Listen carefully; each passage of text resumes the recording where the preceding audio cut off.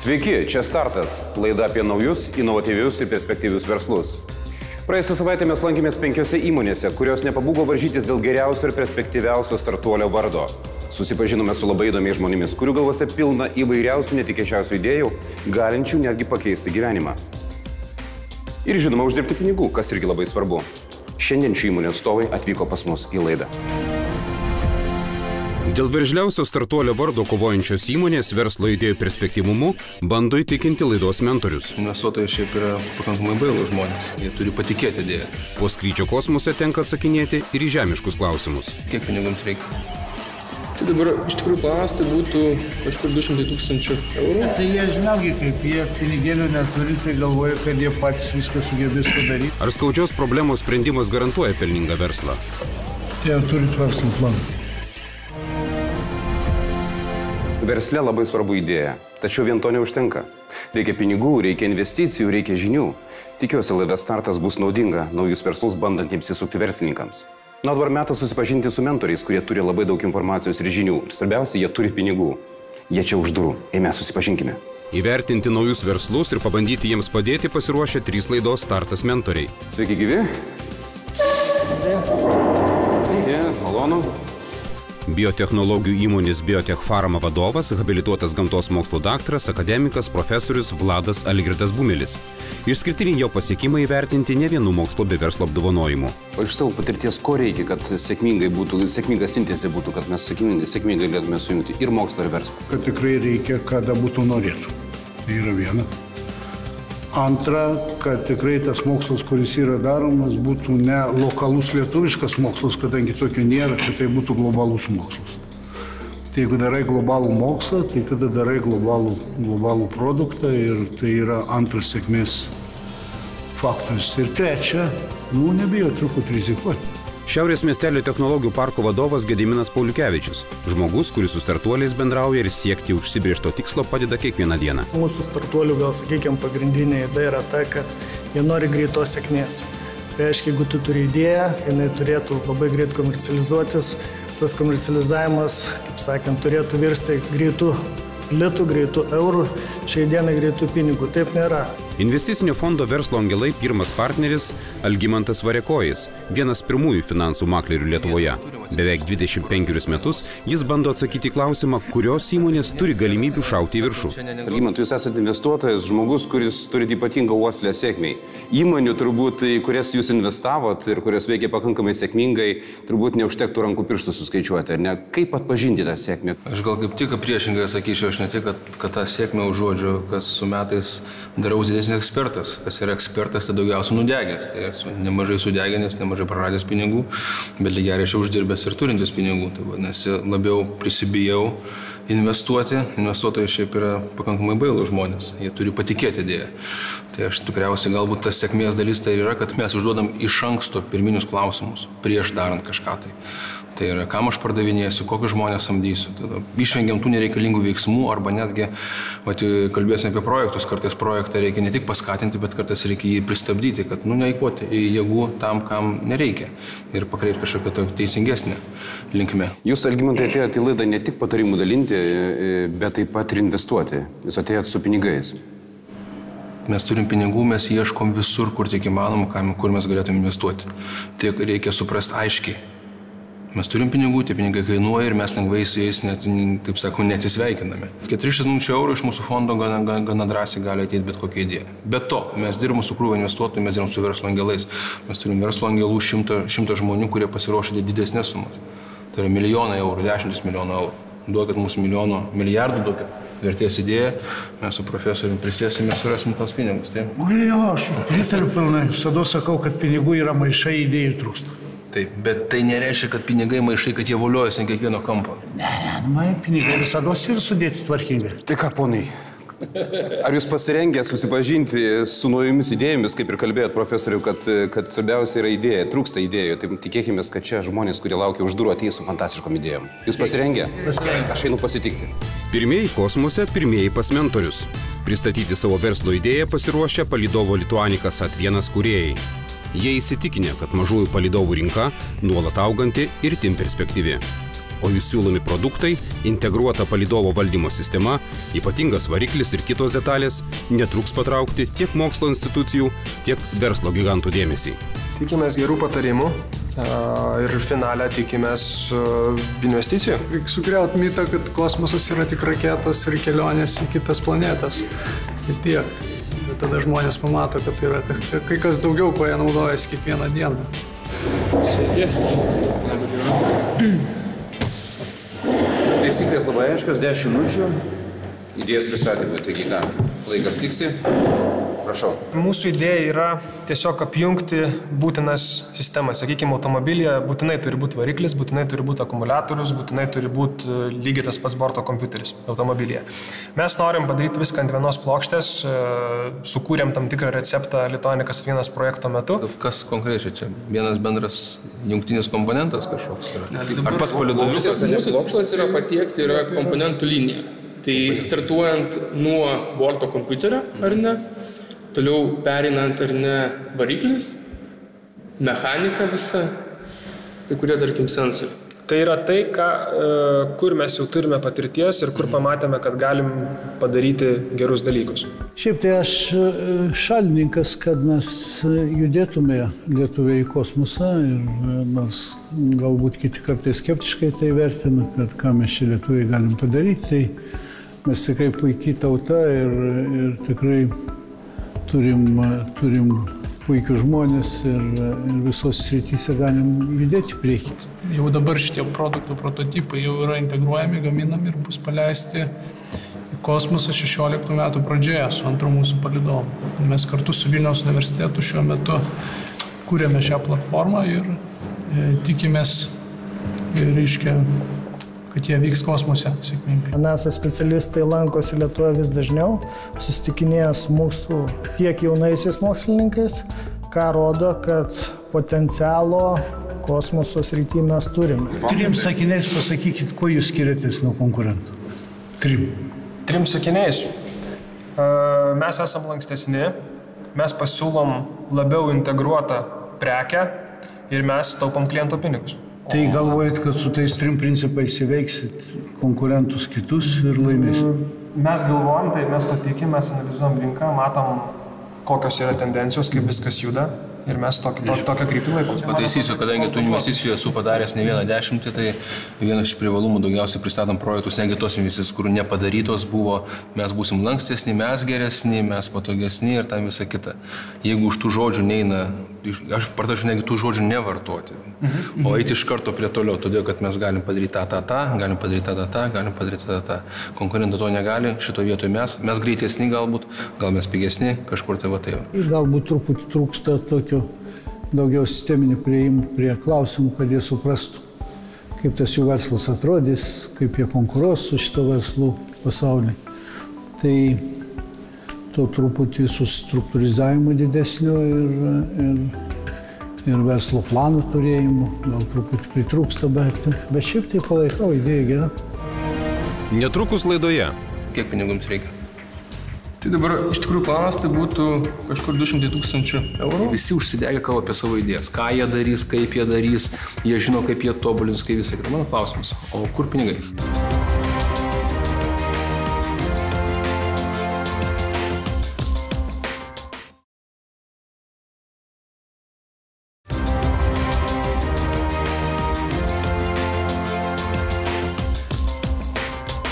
Prieš pertrauką verslo idėjos pristatymą pradėjo mažųjų palydovų komponentų gamintojai iš Vilniaus universiteto. Nors produkcija nišinė, ji mentoriams pasirodė turinti perspektyvų.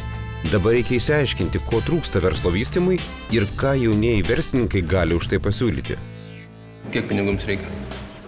Tai dabar iš tikrųjų planas tai būtų kažkur 200 000 eurų per pirmus 2 metus. 200 000 eurų, nes jeigu jūs sakote kažkur tai vadinasi jūs apytiksliai.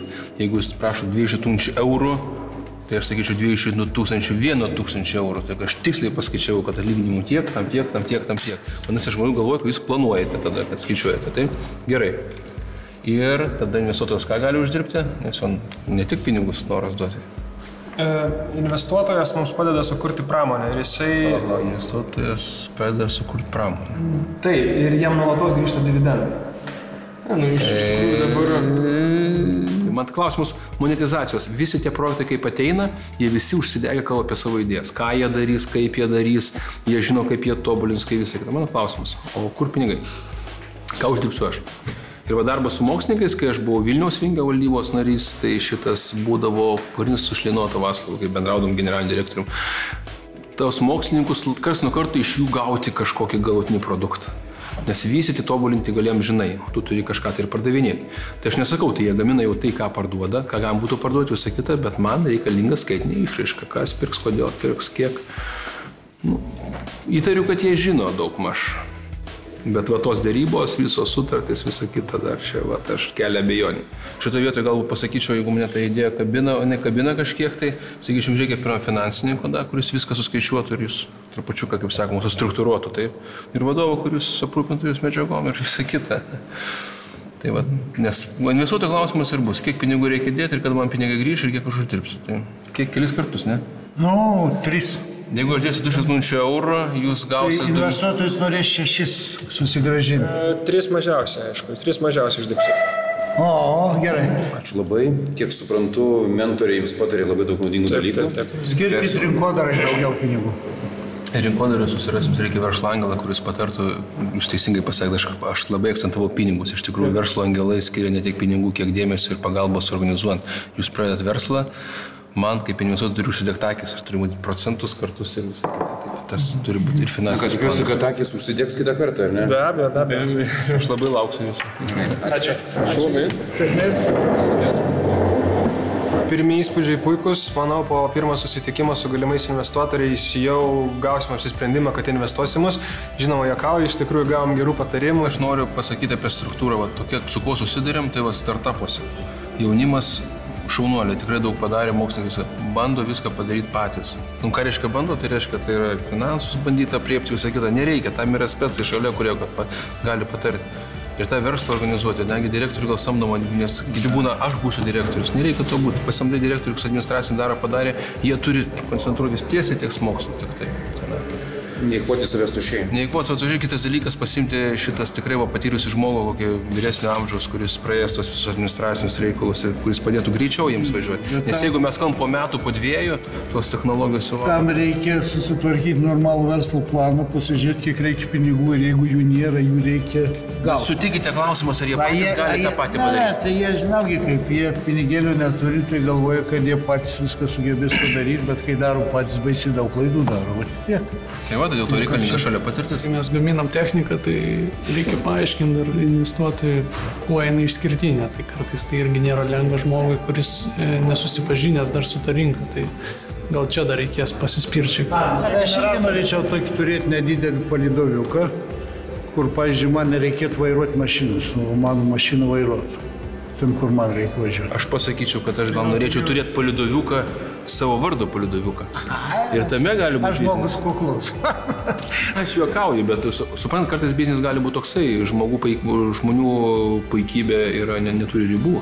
Galbūt tikrai gali tavo būti idėja paleisti palydovą, kuris nedaro iki mokslinio tyrimo. Rinka pati yra gan reta, mažai įmonė dirba šitoje rinkoje, tai tiek ir galbūt ir investuotojų patirtis nelabai gal yra susipažinę, kas vyksta ir koks potencialas. Laidos mentoriai pasiruošę išnarstyti dar vieną inovatyvaus verslo idėją. Ją pristatys kauniečiai Andrius Darulis ir Vaidas Talačka iš bendrovės Alovita. Šiek tiek jaudinamės, bet viskas bus gerai. Kuo daugiau praktikos, tuo lengviau tą daryti. Tai tiesiog, kadangi ne pirmą kartą pasakosim apie savo idėją, tai manau, kad viskas pavyks sklandžiai. Kaip sakoma, žinios yra didžiausias žmogaus turtas. Tai tikimės šiai turtingesni šiek tiek. O pinigais, investicijomis? Pinigai dar niekam nepamaišė. Šie vaikinai kūrė lovą su šoninio pavertimo funkcija. Ji turi apsaugoti sunkius ligonius nuo pragulų. Iš pradžių garaže mėgėjiškai konstruojamas daiktas buvo planuojamas vienam konkrečiam žmogui. Tačiau vėliau konstruktoriai nusprendė, kad lova galėtų palengvinti gyvenimą daugeliui sunkius ligonius slaugančių žmonių. Mes jums papasakosim istoriją. Papasakosim istoriją apie šeimą, apie mamą ir dukrą. Ši šeima prieš 7 metus patyrė didelę nelaimę. Mama pateko į avariją automobilio ir buvo pažeistas jos kaklo slankstelis. Ir to šeimos gyvenimas tą dieną apsivertė aukštyn kojom. Mama tapo visiškai priklausoma nuo savo 18-metės dukros. Kas yra svarbiausia, kad yra gerai, jie parodė, kas sprendžia žmonių problemas. Nes kiti užsižaidė savo idėjomis, mes sukūrėm kažką tokio įdomaus. Tai įdomaus, kokias problemas žmonių sprendžia. Šitie sprendžia konkrečią problemą, su kuria susidurėmės visi kiekvieną dieną, bent jau artimoje aplinkoje. Čia aš turiu pinigų, išgirdau jūsų idėją, tai einu paskambinti visai savo gamyklai ir tokių lovų pridarys man čia pat ir aš visą aplenksiu ir pradėsiu pardavinėti žymiai anksčiau. Kaip turit apgynę savo? Esam patentavę šį lovą. O, jau geriau. Taip, mes esam patentavę Lietuvoje ir esame gavę Mitos paramą patentuoti tarptautiniam patentui. Šaunu. Pradėjome esam šį procesą. Šaunu. Kaip jūs galite patentuoti savo lovą, jeigu tos lovos jau yra? Mūsų lovos veikimo mechanizmas yra unikalus. Jos veikia visai kitaip konkurentų lovos. Tai jūsų ten išlenda kažkas? Jo, ten tiesiog dažniausiai yra... Jeigu aš pradėsiu gaminti, kuris trupučiuką lengiasi? Tai bus jūsų patentas. Mano patentas.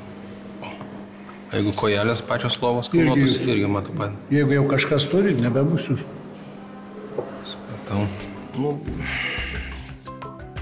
Neužkabino manęs ir das. Aišku, aš žinau, kaip baldų pramonė gana sunkiai gyvena tenai, kaip jiem reikės pardavinėti. Galbūt aš per daug žinau ir šitas, ir gal aš per daug bijau. Šitas, to entuziazmo jau numuš. Nenoriu numušinėti, jeigu eina daro, padarys, gal aš ir vėliau investuosiu pas juos. Tokia kaip yra dabar naujas judėjimas su senelių seniorų namų, kur nes gal keisis kultūra gyvenimo mūsų, ten vaikai ne visada gali prižiūrėti senelius. Tai ten yra skaičiuojama vieno ligonio kaina išlaikymo, senjoro, atsiprašau, ne ligonio, senjoro išlaikymo kaina, tai yra ekskursijos įeina, ten maitinimas, visą kitą. Tai ten lovos savikaina sudaro keli šimtai eurų, tik tai... Ta lova nebūtinai reikalinga visiems senjorams, reikalinga tiem, kurie turi pragalų problemų, kuriuos reikia vartyti ir kurie patys negali pasiversti. Sunkus ligoniai po insulto, sakykime, žmonės, kurių, sakykime, kažkokia dalis kūno yra paralyžiuota, nekur negali ginti. Geras čiužinys nuo pragalų ir kainuoja apie 1500. Geras čiužinys. Tai kodėl tada jūsų lovo ne čiužinys tada? Dėl to, kad net ir su čiužiniu vis tiek tu žmogų turi paversti. Privaloma, 50% pragalų prevencijos yra pavartymas, tai yra de facto. Tai ar turit verslo planą? Turim.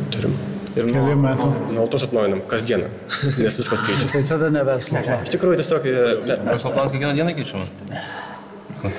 Pagal situaciją derinti? Pagal situaciją derinti. Verslo planas turi būti labai aiškus uždaviniai. Kiekvieną dieną gali keisti taktiką, bet ne. Taip, esam skaičiavę. Gediminas klausė, kiek pinigų reikia? Mes skaičiavam, kad išvystyti mums reikia apie 200 000 eurų. Mes esame tiesiog atviri pasiūlymams, tiesiog dabar turime gavę Mitos finansavimą, iš kurio mes iš esmės judame į priekį.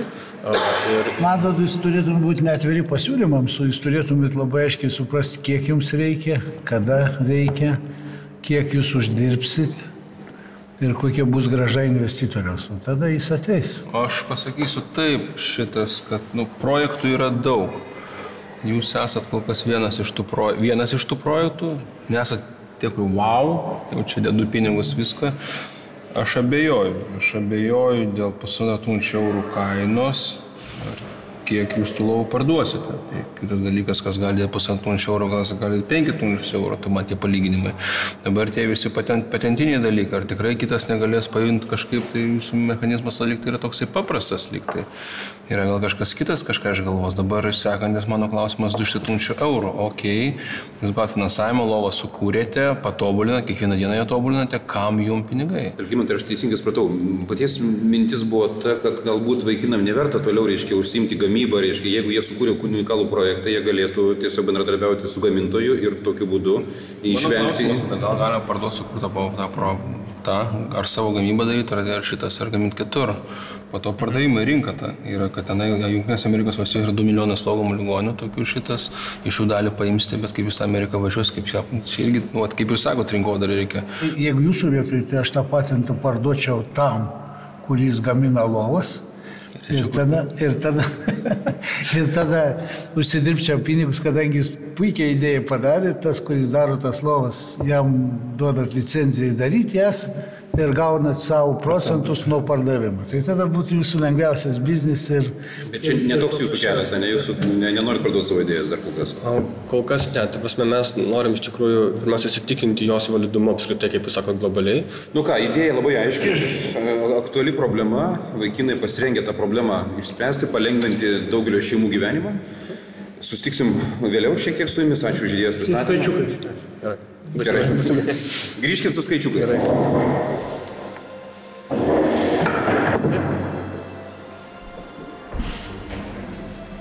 jie bent jau, kaip sakom, kas yra gerai, aš tada užduodu klausimą, kokią problemą jūs sprendžiate. Tai jie iškart pasakė, kokią problemą sprendžiate. Jie nesako, kad čia mes sukursim didelį platformą, taip sakant, ir šuniukams tiks, ir dar kažkam. Ne, čia yra aktuali problema. Čia problema yra, žinoma. Gavom patvirtinimą, kad mūsų idėja iš tikrųjų yra aktuali, problema yra iš tikrųjų opi, tai mums yra iš esmės svarbiausia. Gavom keletą pageidavimų, tai yra skaičiukus pateikti, tai skaičiukai bus, stengsim, iš tikrųjų turim, tik tai galbūt atsivešim kitą kartą. Tai jeigu jie sugebėtų mažinti kainą, tai tikrai yra daug žmonių, kuriems tai yra aktualu ir ne vien tik tai Lietuvoje, bet globalių mastelių, tai tikrai jie gali padėti, bet aš tikrai neužsiminėčiau to. Gera idėja. Pasidaryti patentą, parduoti kažką. Gali kokia bėda atsitikti, jie gali sukurti lovą, pabandyti Lietuvoje tikrintis, Lietuvoje jos niekas nepirks, jie nuspręs, kad jie pasaulyje nieko neįs tą lovą, o gal tą lovą super galėtų Jungtinės Amerikos valstijos. Mes tokį idėją esam svarstę, ta prasme, tikrai žinom ir tikrai visam turime net ir sutarčių šablonus tokiams alternatyvoms, tačiau tai iš esmės paskaičiavus. Mes esam svarstę daug verslo modelių įvairių, tai nereiškia, kad mes rytoj nesugalvosim šituo keliu eiti arba kitu keliu eiti. Be abejo, jie nori, kad jie patys tą daryti, bet jų yra kūdikis, yra vaikas. Baigisi, kūdikiai, aišku, visada gaila kažkam atsiduoti. O gal nesiryžta parduoti tos idėjos, nes galvoja, kad patys vystydami gali uždirbti žymiai daugiau pinigų. Ne, bet čia visi taip mato. Šitoje vietoje matematika. Dėkim skaičius, žiūrim, kas ten ar ten. Kai ateis sekant kartą skaičiukus pažiūrėsim, bus matyti. Pas mentorius apsilankiusios įmonės jau sulaukė pastabų ir šiuo metu jau ieško būdų, kaip trūkumus paversti privalumais. Kaip jiems sekėsi, mes sužinosime vėliau kitose laidose. Na, o savo nuomonę apie mūsų laidose išsakytas verslo idėjas jūs galite išreikšti balsuodami portale Delfi. Labai įdomu sužinoti, kuri verslo idėja užkabino jūs, į kurią verslo idėją jūs investuotumėt savo pinigus. Pasimatysim po savaitės. Kitoje laidoje matysite. Inovatyvių verslo idėjų išbandymas tęsiasi. Aš sėdžiu prieš būsimus turtingus žmonės. Vieni dalyviai skaičiuoja milijonus, kiti turės ieškoti naujų sprendimų. Realiai aš atmešiu idėją.